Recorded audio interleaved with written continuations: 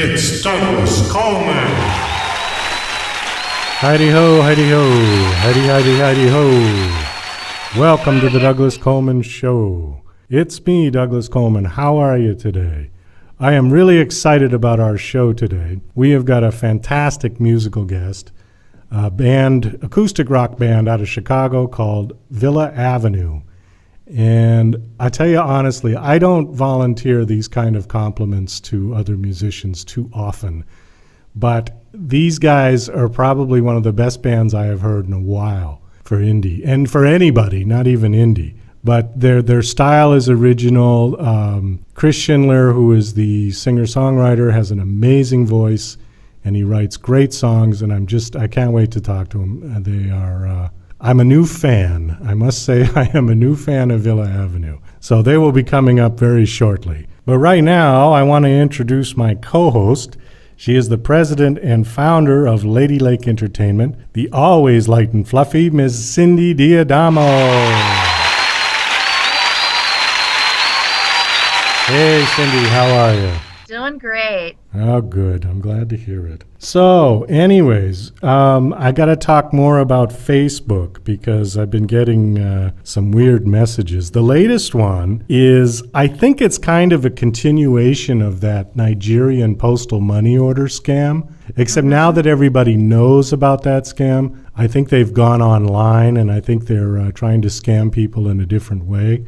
I got these messages from this guy who claimed to be 15 years old and living, I forget where in Africa, but somewhere. And he said that his whole village was ransacked by the army and he lost his mother and he lost his house. And I don't know where he was supposed to be living. But anyways, he was trying for me to give him money so he could finish school. And that was the line. Right. And he went on and told me all about this. And then where it got a little bit weird was he said, could I call you Dad? Because he kept going on saying what a nice man I was and all this stuff. And he says, well, can I call you Dad? And I thought, okay, this is getting a little bit strange. So we have to fight fire with fire. So at that point I said, well, okay, I'll send you some money, but you got to send me naked pictures of yourself.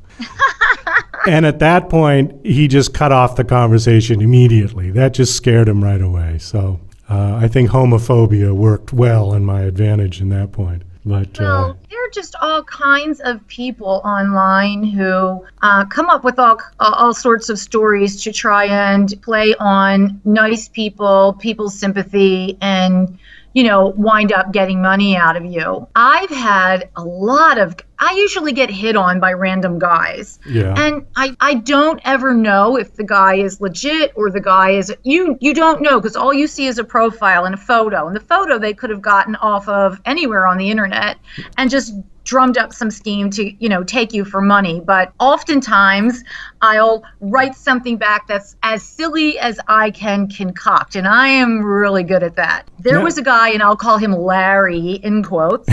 And Larry was a suitor he's dazzled by my beauty and all this other baloney. So I thought, okay, Larry, I'm going to bust your bubble. So I told Larry I had 10 kids who needed glasses, braces, wanted cars, and needed college education. Well, I thought if Larry's really that smitten, maybe he's going to want to take care of my 10 kids. And then that didn't dissuade him. He kept writing. So then I thought, okay, if he isn't going to be, sent away by that, I'm going to just let him think that I'm nuts. So then I started to tell him about my hobby that I'm fascinated by, which is collecting canned food. He's still remained. Oh, this guy's a trooper. I said, this guy's a trooper. He remained through all of that. And I told him what my favorite cans were, and that in my free time I like to categorize my cans and make lists of them. But he still stayed. So I thought, boy, this guy's really, Oh, so then I told him I was in a relationship with a potted plant. Oh. And how enamored we were of each other. Was this a fern? Actually, I have a silk ficus tree that I have the little twinkle lights on in my dining room. So. Oh. Now, what did Larry look like? What did this picture look like? His picture, he was, I would say, maybe a 40-year-old guy, relatively normal-ish looking with a tie on, like a respectable-looking guy. Oh, okay. So it wasn't like some obvious picture that he ripped off of GQ or something. I mean, he wasn't looking like he didn't come to me as like a super studly guy, but I think he was trying to look like, he was a good candidate for me to be interested in. However, I'm very savvy because of seeing as I work online, and I know BS when I smell it. And, these guys, they look for people who are lonely or ladies who are lonely, and then they start to ask you for money, which of course they're not going to get from me. But I get amused by all the tactics I use to try and get these guys off of my trail. Well, online anonymity is something that we come across all too often in this business and in other businesses as well. I mean, everybody can pretend to be whoever they want online. You can put up a picture of anybody and be that person. Exactly. So it's difficult to actually trust anything that you find online, especially when it comes to looking for romantic interludes. If you remember that, I think it was an Aerosmith video with the phone sex thing where she had this really sexy voice, but she actually looked like Divine. And she was ironing and, having a cigarette dangling. And so I guess buyer beware when you're online shopping for that special someone or looking for that special someone, right? Okay, and I think our Periscope Girl is calling in now, so let's check in with her. Hello, Periscope Girl. Aye, Captain. Ahoy, Cindy. Periscope Girl reporting. This week's report is as follows. Periscope has over 10 million users now. So, my hearties, if you're not already, jump aboard and sign up free on Twitter. You'll be in the jolly company of Ladylake's crew. Shiver my timbers. I've watched a couple tie a knot live on Periscope. So I've weighed anchor and joined an online dating site with a nautical name. Avast! Warning, I don't want to catch me a catfish. I'm periscoping and blogging the whole thing. So, you get to read my messages with me and see all the hearty sea dogs and the bilge rats. Yah! And if I'm lucky enough to get a date, I will periscope that too. Periscope Girl signing out, Captain. Okay, thank you, Periscope Girl. Back to the depths of the North Atlantic she goes. And she will resurface next week for our show and for her report.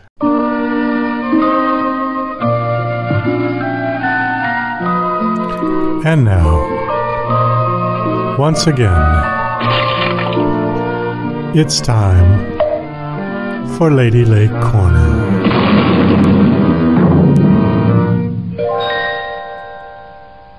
Hi, everybody, and welcome to this week's edition of Ladylake Corner for the week of August 17th through the 22nd. You can view our entire roster of talented artists, complete with photos, music samples, and show schedules if you go to www.reverbnation.com/label/Ladylake Music. This week, we are happy to announce an exciting tour coming up for our roster.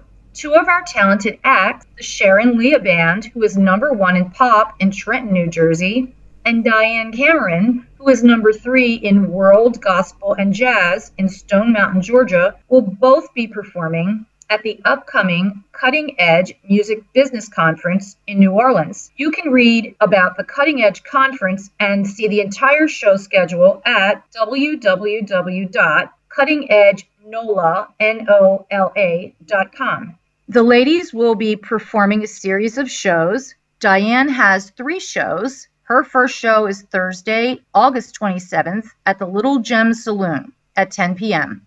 She'll also be playing on Friday, August 28th at Sweet Lorraine's Jazz Club at 10 p.m. On Saturday, August 29th, she'll be back at the Little Gem Saloon at 8 p.m. You can read more about Diane Cameron at www.reverbnation.com/Diane Cameron Elam, E-L-A-M. Sharon Leah and her band will be traveling from Trenton, New Jersey down to New Orleans for the conference, and they will be doing 2 shows. On Thursday, August 27th, at the Little Gem Saloon, they'll be performing at 8 p.m. And on Friday, August 28th, at Sweet Lorraine's Jazz Club, they'll be performing at 8 p.m. You can find more about Sharon, these shows, and her new release, Forevermore, at www.reverbnation.com/Sharon Leah. And that wraps up this week's edition of the Ladylake Corner. Well, thank you, Cindy, for that very informative Ladylake Corner. Bondi Guest House in Jomtien Beach, Pattaya, Thailand. And their guest house offers beachfront accommodations with all rooms having sea views.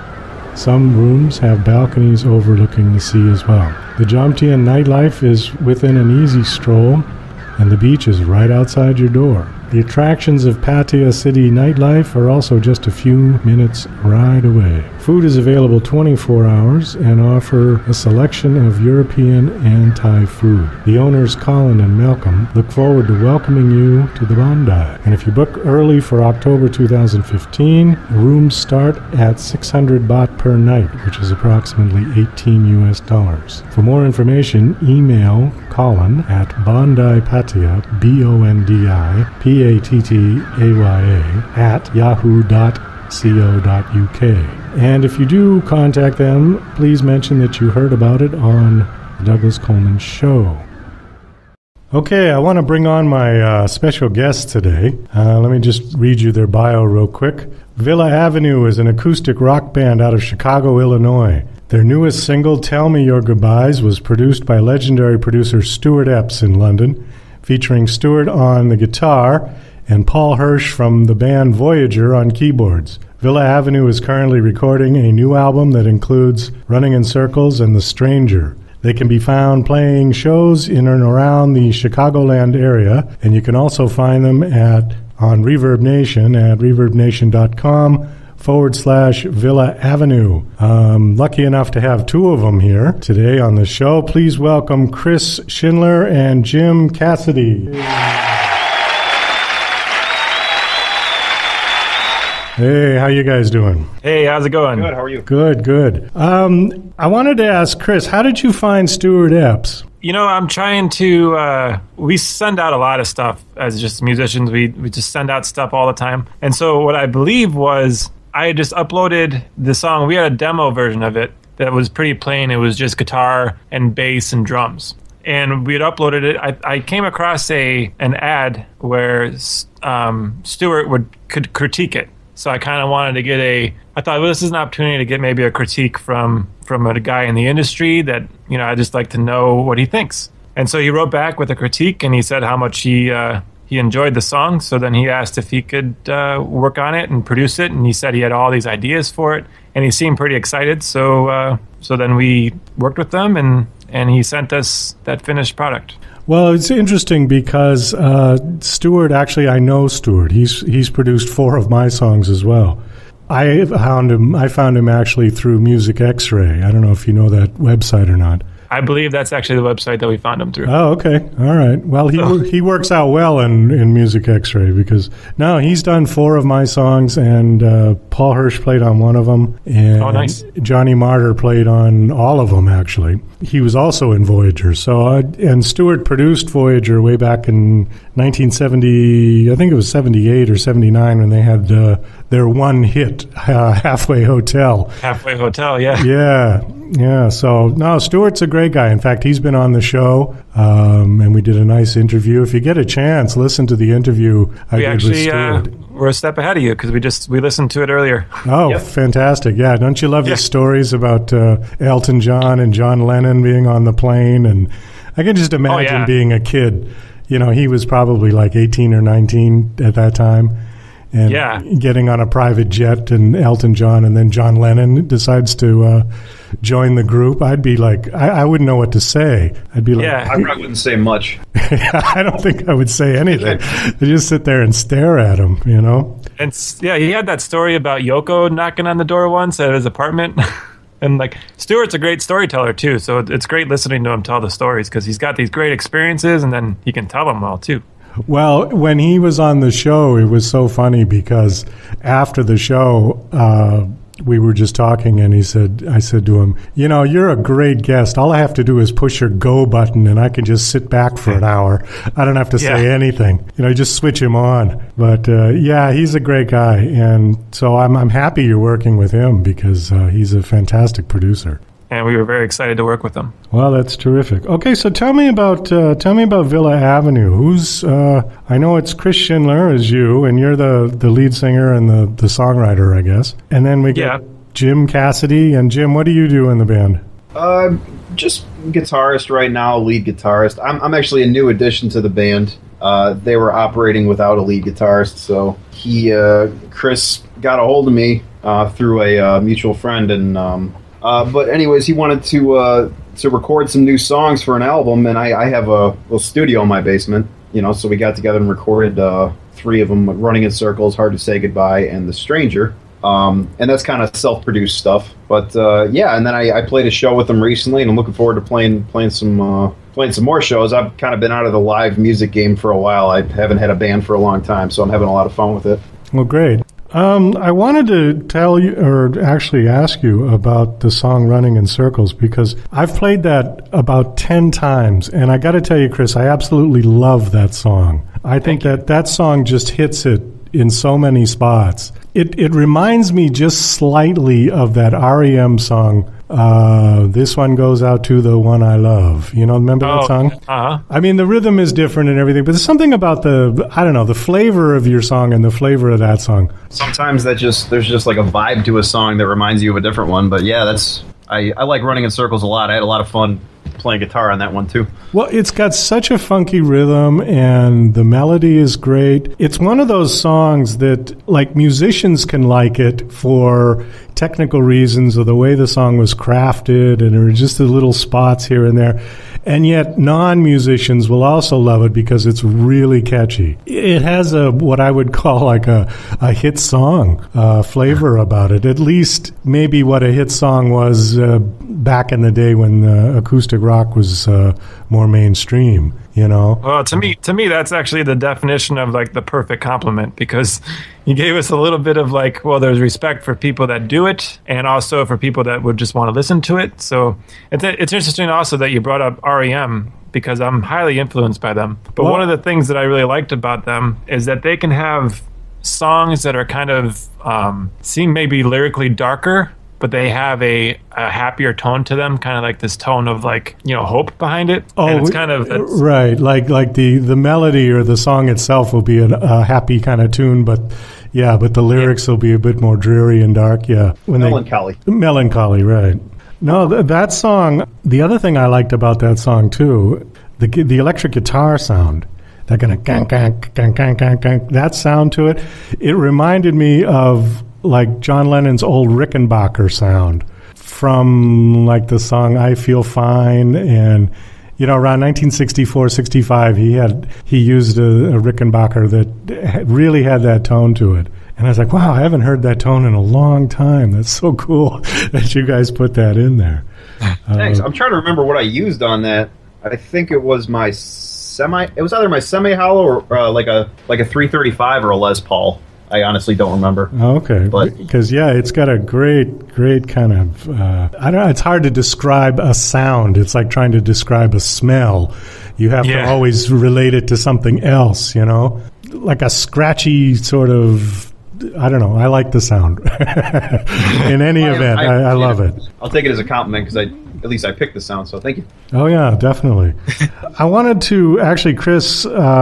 You said that REM was one of your influences. I bet I can guess who some of your other influences were just by listening to your music. And you and I are kind of in the same book musically, I think. I think if you've ever listened to any of my stuff that's out there, and the stuff that Stuart produced, I mean, we're not doing the same thing, but I think we're in the same book, maybe on a different page. But I'm going to guess that your influences were people like Cat Stevens, Neil Young, Jim Croce, Harry Chapin, Was that? Am I getting anyone? That's like exactly. I think you named like my top 4. That's really interesting. All right. Okay.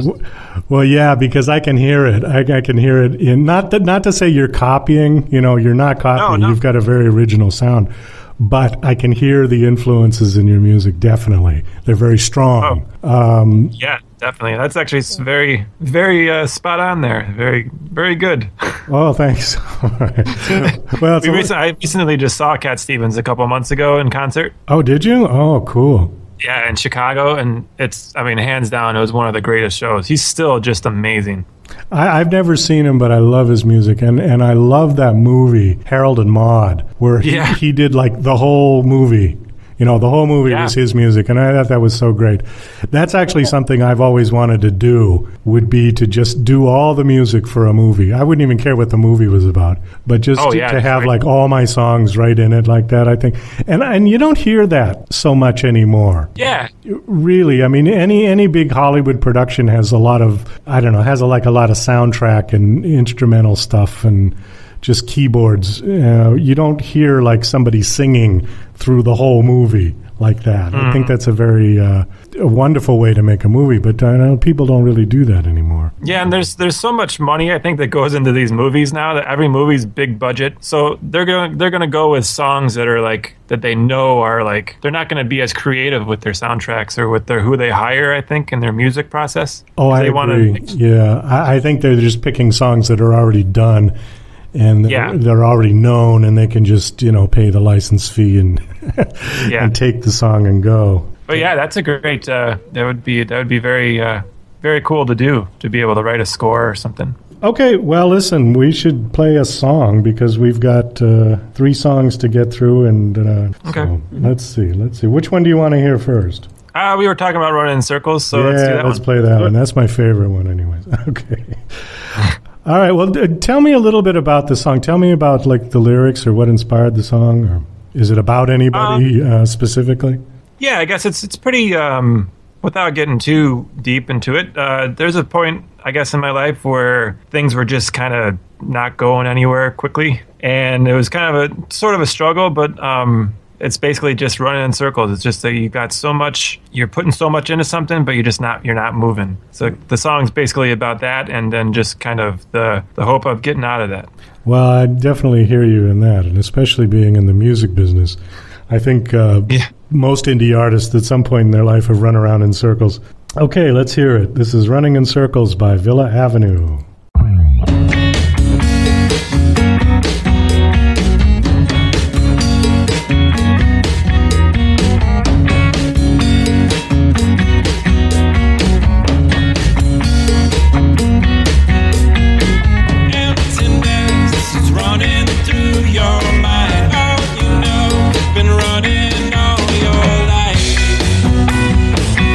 Let me take you away.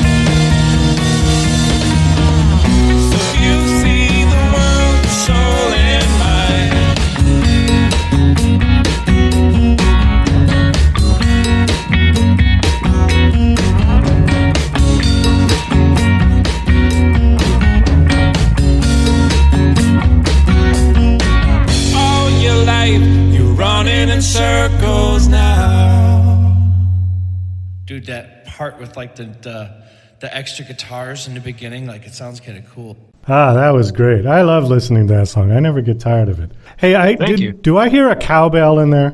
Yes, you do. Oh, I love the cowbell. Yeah. Yeah, he did it once as a fill, and we're like, oh, you got to keep the cowbell. No, the cowbell works. It just really adds a little flavor to that song. Did you ever see that bit on SNL where they did? It was Jimmy Fallon and Will Ferrell. Yeah. And who was it? Christopher Walken was the producer, and he said, "I really could use more cowbell." Remember that skit? It was one of the funniest skits I've ever seen on that show. Yeah, every time I hear that song, I think of that skit. The cowbell kind of drives that beat. I mean, without the cowbell, it's like it's a big difference. Oh, you definitely need the cowbell. Absolutely, in that song. Without the cowbell, it would definitely take away. It would definitely take away from that song. And that was the perfect song for them to do a parody on, because even before that skit, when you heard that song, that's what you heard was that cowbell. Yeah, exactly. It's funny. I just saw them not too long ago. Blue Oyster Cult, not Jimmy Fallon and Will Ferrell. I saw them in Las Vegas at where was it, Boulder Station or something, and it was the two original guys, and then they had a new band, and they were absolutely fantastic. I mean, just unbelievable. But what I thought was kind of, I don't know if I want to say sad, but like the venue that we saw them in was just like this little tiny stage, and there was probably about 60 people in this whole thing. And I'm thinking, we're sitting like right in the front, could practically touch them. And I'm thinking, once upon a time, these guys filled stadiums. And now they're like playing in front of 60 people who are, most of them drunk, at a casino, not even on the strip, like way off the strip on Boulder Highway. And I thought, if I were them, I don't know, they must have been paid well. I mean, because it just seems like that's such a anticlimactic, I suppose, where your career was like this, and you were playing in front of 50,000 people once upon a time, and now you're playing in front of 60 drunk people in a casino. But there was a movie. It wasn't a music movie, but it was that movie with Mickey Rourke, the wrestler. Oh yeah. And it was kind of like along the same lines, where like he was like this big guy in the 80s, and then now he's like doing like pool halls and bingo halls and that kind of stuff. I suppose, the reality of the music industry, and I think the entertainment industry in general, one minute you're right on top, and the next minute you're down playing in little places like that. And I guess you enjoy yourself while you're at the top, and don't spend all your money, because eventually you won't be at the top. You're going to need to live on something. Speaking of which, I wanted to ask you, are you a full-time musician, or do you have a real job as well? I'm striving to be a full-time musician, but no, I do have I've got a 9-to-5 job. Yeah. Yeah, that's a real job. We used to call it. Yeah. Musician was never considered a real job, at least not by my parents or people of their generation, but oh yeah. Well, okay, good. Listen, I hope you make it to being a full-time musician, because that would be a good place to be. And it took me a long time to get back to it. Started at 18 years old as a full-time musician and played for 3 years. And then I took like a 20-year break and went and got the real job. And now I'm trying to come back to it. But I don't know, maybe a little too late. Everything changed from, this was in the early 80s when I started at 18 years old. And then you figure MTV came along, and then the technology came along with digital, and with just the whole industry turned upside down. And then rap music came along, so like a double, triple whammy to the music industry for me. And now it's like, my music doesn't even seem relevant anymore, but. You gotta figure out a way to make it work. I mean, I'm currently a stay-at-home dad, but I also run a company. We make music for video games, and we do some like stock music, instrumental background type stuff, and then I play gigs where I can. So yeah, I mean, you have to pretty much diversify what you're doing to make a living, because the reality is you're not going to sell 1 million CDs and live off that anymore because everyone just gets their music off the internet. So well, right, nobody buys music anymore. I mean, even the big guns and the major label people, they're not making the kind of money they used to make off of music sales. They have to go out on tour. And if you look at, there's a direct correlation to ticket prices for concerts to when digital really took off. I can remember seeing ticket prices in the late 80s that were like $20. And then now all of a sudden the tickets are $200. Yeah. You know, yeah, obviously that's where they're going to have to make their money. The money's made now with concerts or with sync license. Right. I'll give you an example, too. I did, since January, I've had 700 streams of one of my songs, you know, for a whopping $7. Now, if that was 700 CD sales at $10 a piece, you know, that would have been $7,000. That's not bad. Yeah. But, you know, $7, I mean, that's not going to even buy me a Happy Meal at McDonald's. And it's like, yeah, not anymore. yeah, music's been kind of it feels like it's been kind of devalued, you know? Like people don't feel like it's worth their money anymore. I don't understand that. I mean, people would be upset if it went away, but, you know, people aren't willing to buy CDs anymore, and, you know, I know Spotify doesn't pay artists much, and it's kind of sad in a way, but you know, it's an uphill battle. You just keep fighting, I guess. yeah, I mean, it's just tougher. On one hand, technology has allowed indie artists to record their own music, to distribute their own music, and to promote their own music with Twitter and Facebook, which you would never have been able to do back in the 80s. It just didn't exist. But it also provided a place where now everybody can just get your music for free, and so nobody wants to pay for it. So it's a double-edged sword. The whole technology thing is really, it cuts both ways. It's good on one side, but it's bad on the other side. You can put your music up on CD Baby or something, and it'll be right next to Paul McCartney, right on the same page. But at the same time, he's not making any money on that site, and neither are you. So it's I don't know. Or at least we're doing something on, you know, if he's not making any money and we're not making any money, then maybe we're doing something right. Well, yeah, at least you feel better in good company, right? Yeah, you're in good company. Yeah, you're up on, you know, your stuff's up on BitTorrent right next to his too. So plus, we're living in a world where Paul McCartney just did something with Kanye West or some sort of music thing with them, and people were tweeting out like, "Oh, who's this Paul McCartney guy?" And they were making actual comments like people had never heard of Paul McCartney and that Kanye discovered him and all this stuff.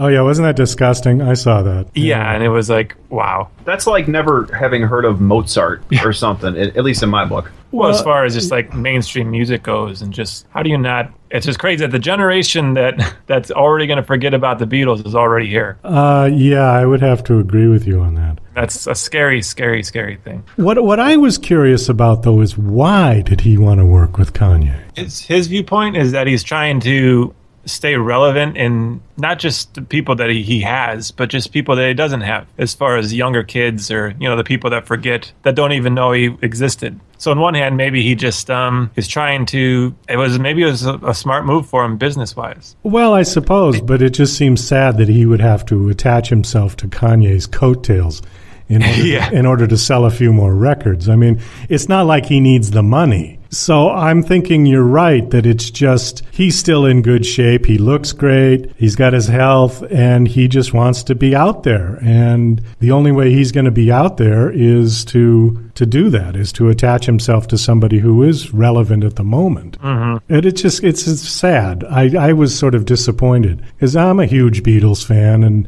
I grew up listening to them when I was a little kid, and my music is heavily influenced by the Beatles. I mean, I love them to death. But when I saw that, I kind of went, oh. I mean, I think that bothered me more than John hooking up with Yoko. You know, really. Wow.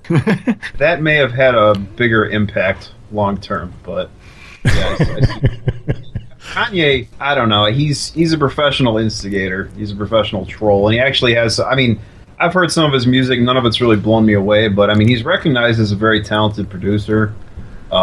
It's just that what you hear about from Kanye is that, oh, he's married to Kim Kardashian, or he's storming the stage of some awards ceremony. It's like he kind of rubs me the wrong way, to be completely honest, but that's beside the point. Well, I saw an interview with David Crosby on one of those Good Morning America or whatever shows, and he was just ripping Kanye to pieces. He said, the guy can't write, he can't play, and he can't sing. He's a poser. And he said he's an effing poser, and they had to bleep him out, you know. And the whoever the woman was, she said, well, he can produce. And David just rolled his eyes and he says, well, that just means he sits in the chair while the engineer does all the work. And I just started like banging my head, you know, my fist in the air going, yeah, David, I love you. You know, because he just hit that one right on the head. I thought, oh, that's so great. Oh, and it's got to really make people mad from that perspective, especially some of these older guys that they have so much talent, they had so much of a struggle trying to get to where they were. Well, look at what he's been through in his life. He spent, 5 years in jail for heroin, and you know, he's been through the ringer and back, and he still looks good, and he's still in one piece, and sharp as a tack. You know, more power to him. Yeah, he used up 8 of his lives, I think, from what I've read about him. Oh, definitely. Definitely did. Didn't he have a liver transplant? I believe so, yeah. I believe he did. He's an outspoken guy, though. He recently had a feud with Neil Young about because Neil Young started dating Daryl Hannah, and he had some bad things to say about Daryl Hannah, and I guess there's a feud between those two. So I don't know. Who knows? It seems like a lot of people have dated Daryl Hannah. Who else was? Was it Tom Hanks that was hooked up with her at one point? Yeah, I think because they were in that movie, right? The Mermaid movie.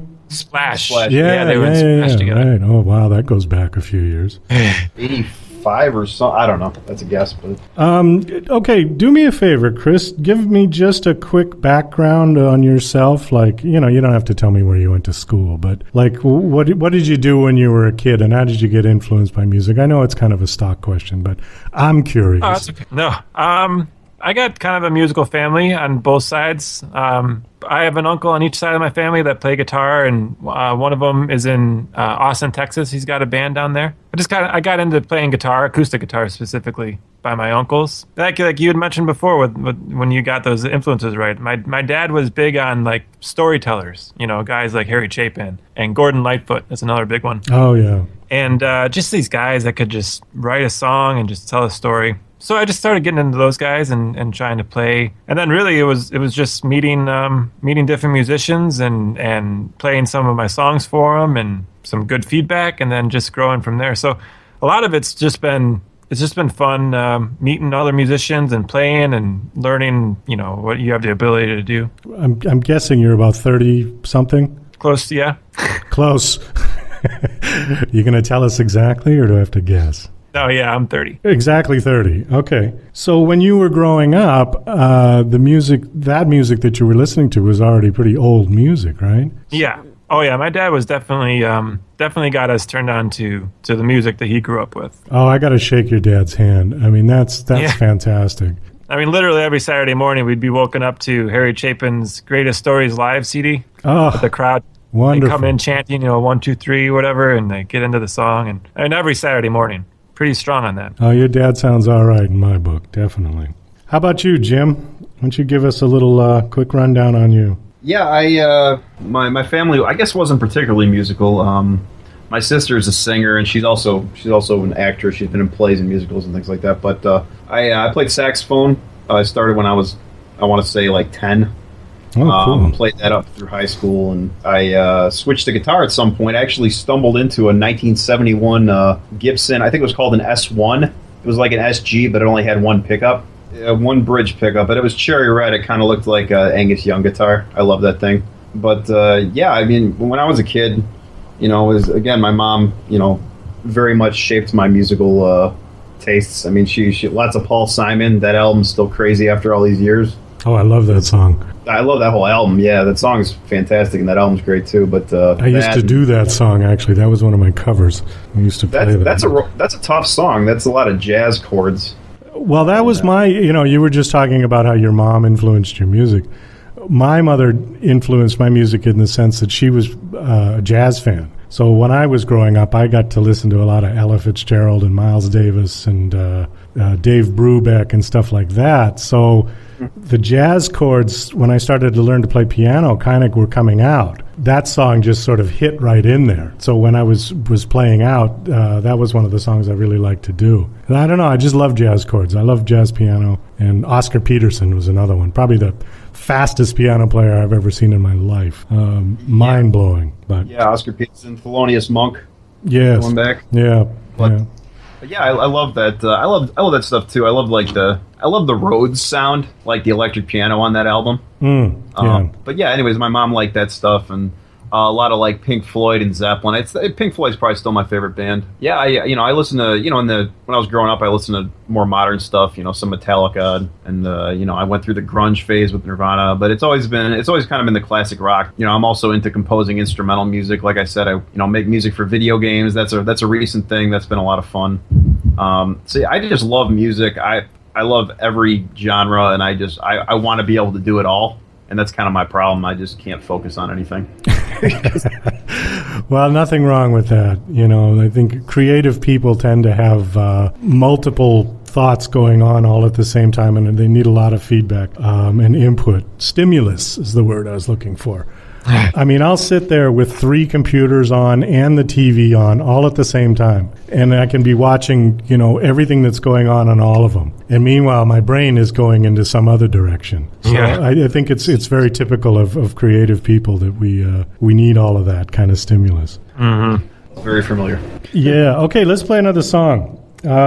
Which one, Chris? We got Tell Me Your Goodbye. Let's do that one since we were talking about Stewart, yeah? Okay. So this was the one he produced, right? Yeah, Tell Me Your Goodbyes. Okay, here's Tell Me Your Goodbyes by Villa Avenue.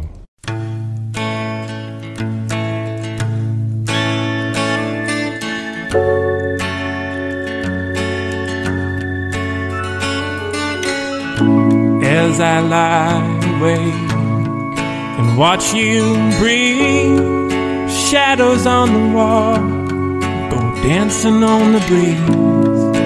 Loneliness is in my mind, and you're the only one. So say your goodbyes to the only one hasn't given up on me. So tell me your goodbye. Tell me when you leave. Tell me you're the only one who's coming back to me. Tell me your goodbye. Tell me when you leave. Tell me you're the only one who's coming back to me.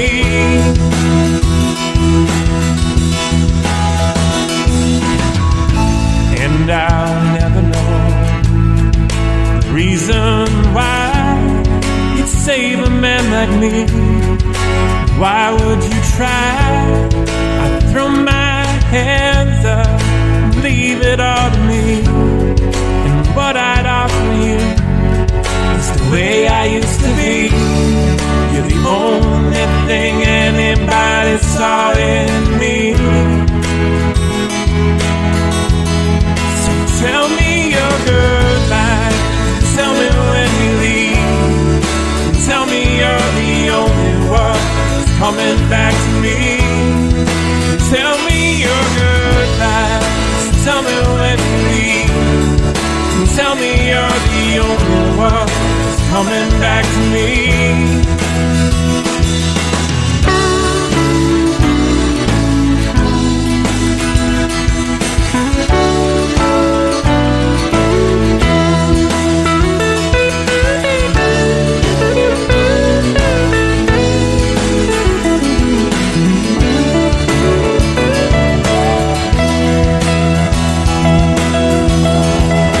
Tell me your goodbye. Tell me when you leave.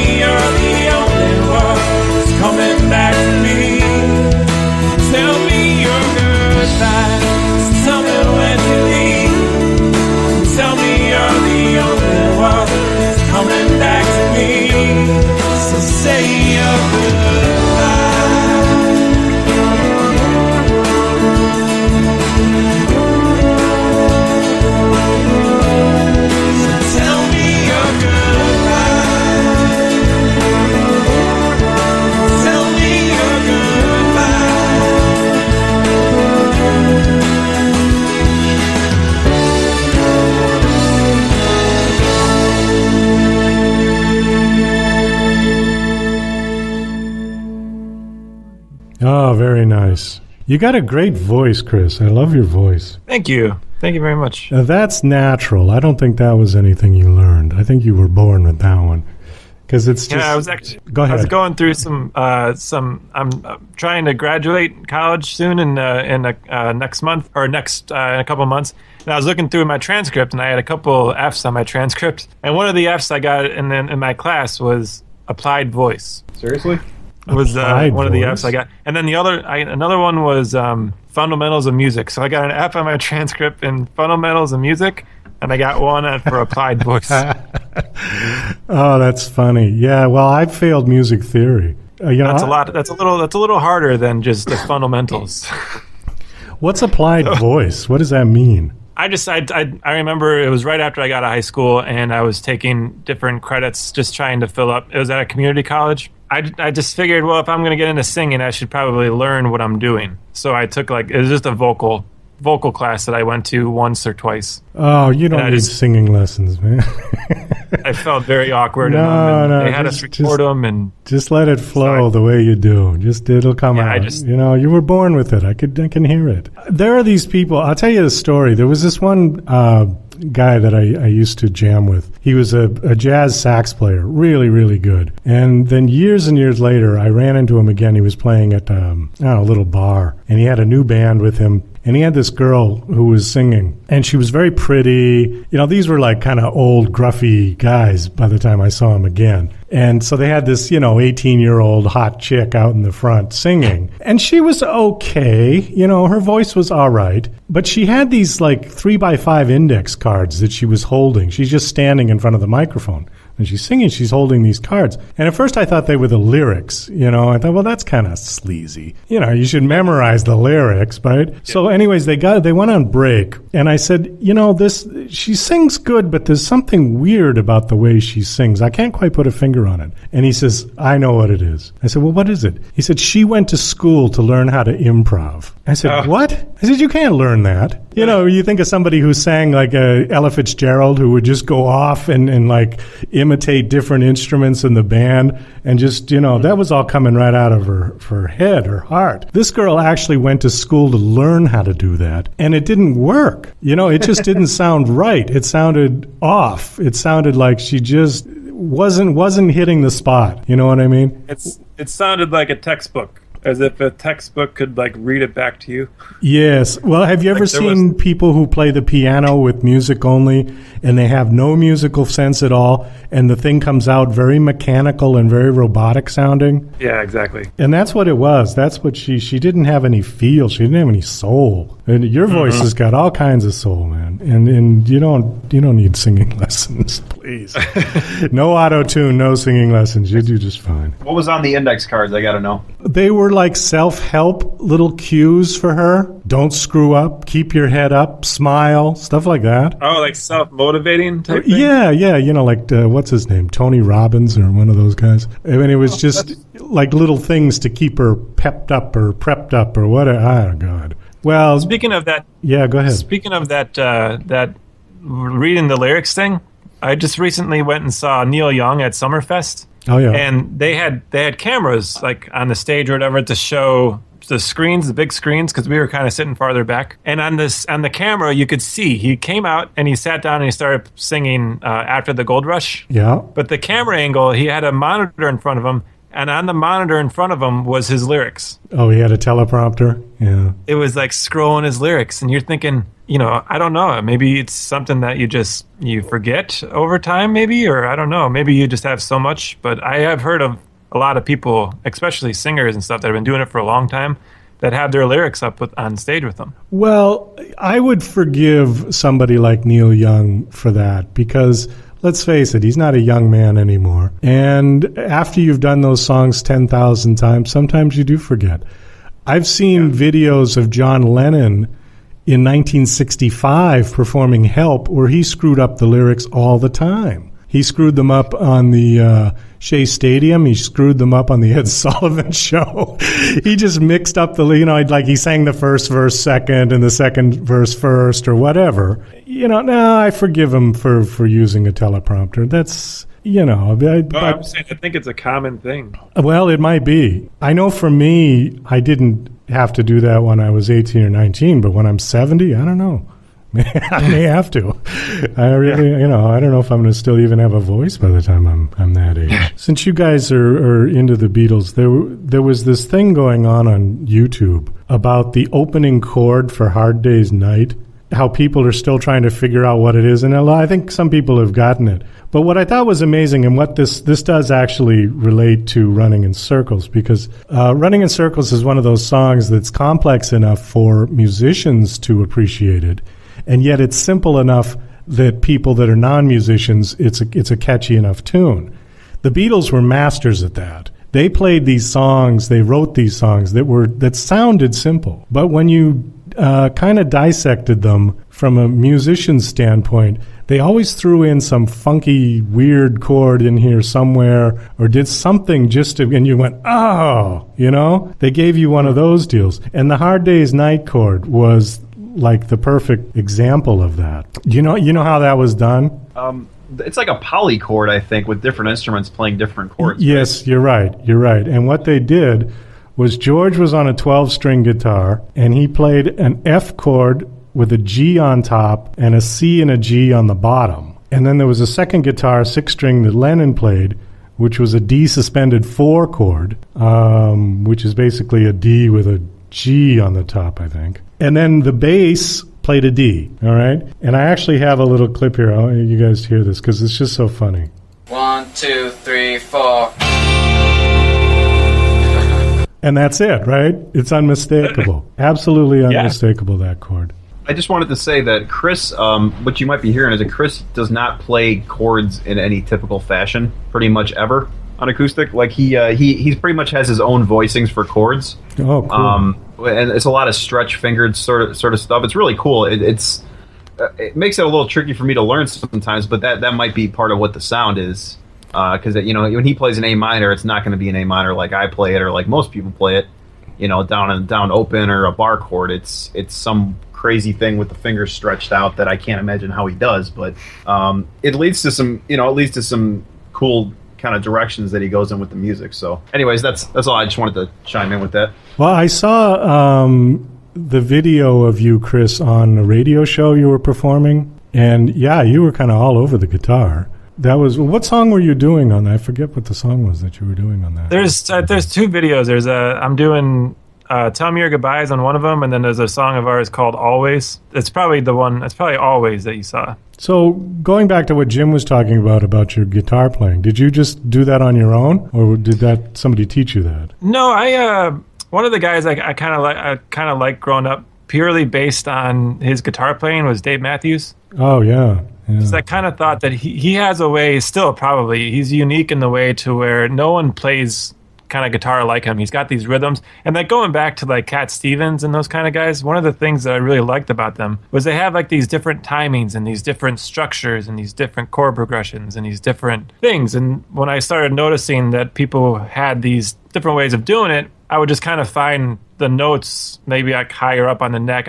Like Jim talks with that A minor chord. I play it more with my like pinky finger and my ring finger on the 5th frets, and I kind of stretch them because that way, to me, it just kind of you open up all these different notes that you can play around with it. And I also really don't not just playing songs that just have straight chords all the way through. You can kind of just create like you'll just go to different places because you're opening the chord up to other possibilities of where you can go with them. Embellishments and flourishes and stuff like that. Little melodies within the chord progressions that you do. Yeah.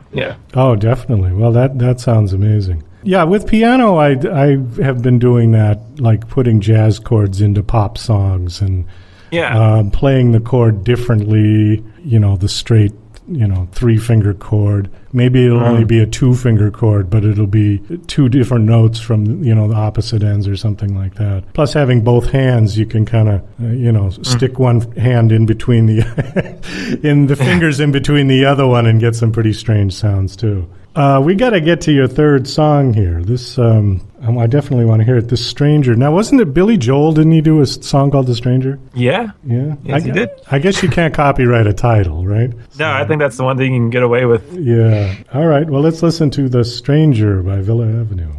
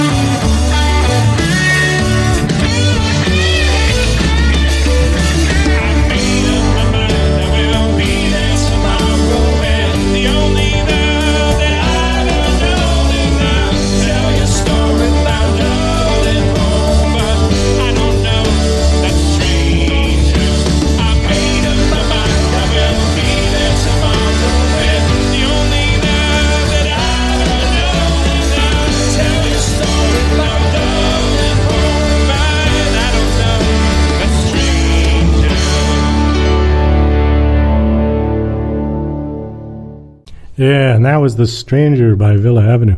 You know, that one does sound like Billy Joel. Even, It does? Even the song. Well, it's got that kind of waltzy feel like Piano Man. Yeah. Yeah, and you had a piano in there. But, I mean, obviously it's not a copy, but, you know, it has a different sound about it. And that was actually Jim playing the piano, too. So. Oh, great. Oh, good job, Jim. Thanks. No, that's all just little things added on after the fact, after the main recording was done. But yeah, it's fun to layer sounds and stuff like that. Okay, tell me where you guys are playing. If you're playing out now, why don't you give a plug to where you're playing? Our next show is actually on September 19th. It's a Saturday. It's in Chicago at a place called the Uptown Lounge. Uptown Lounge, okay. The following weekend, we're at Blarney's Island in, was that Fox Lake or is that Antioch? I think it's considered Antioch. Antioch, yeah. Blarney's Island in Antioch, Illinois. I think that's, let me look up that date real quick. Yeah, I think the 26th. Yeah, Saturday the 26th. That's a legendary place. It's an island out in the middle of a lake, bar on an island. It's like a barge out there. It's hard to describe, but... This is on Lake Michigan? No, it's a part of what they call the chain of lakes up here. In the north suburbs of Chicago, there's a whole bunch of lakes connected together called the chain of lakes. Pretty popular boating spot, vacation spot, and people... people go out to Blarney's Island, take their boat out there, or there's a shuttle and, live music. And it's supposed to be I've actually never been there myself. It's supposed to be a good time. So I was going to say it's all 5 minutes from my house, too, which is nice. So. Oh, that's convenient. Tell us, just, Chris, give us your websites and where people can find you on the internet, if you would, please. Yeah, we're basically just telling people to go to our Reverb Nation, which is reverbnation.com/Villa_Avenue. And then there you can follow links. So we're on Twitter and we're on Facebook too. So you can get our links from there. Okay, super. Well, I want to thank you guys both for coming on. This was a real treat talking with you. It wasn't. Yeah, thank you for having us. It wasn't like an interview at all. It was just more like a couple of guys sitting down talking about music, which I always enjoy doing. So thank you. Yeah, we like that too. I mean, we like the conversation format. It's more interesting, I think, and it's funner too, just to do. All right, guys. Anyways, we got to wrap this up. So I want to thank Chris Schinler and Jim Cassidy of Villa Avenue. Thank you guys both for coming on the show. It was a real treat talking with you. And I hope you guys will come back on it sometime in the future. Oh, we'd love to. So, yeah, thank you so much for having us. Oh, it was my pleasure. Okay. Thanks again. All right. Thanks, Jim. Well, and that's about it for our show for this week. Always a thank you to my co-host Cindy Diadamo and, of course, to Periscope Girl. Next week on the Douglas Coleman Show, we will be having a special 2-hour showcase featuring 4 separate musicians, artists, and the names to be announced, but they will all be of different genres, and it should be a great show. And it's our first 2-hour show, so I'm looking forward to that. Anyways, this is Douglas Coleman saying goodbye.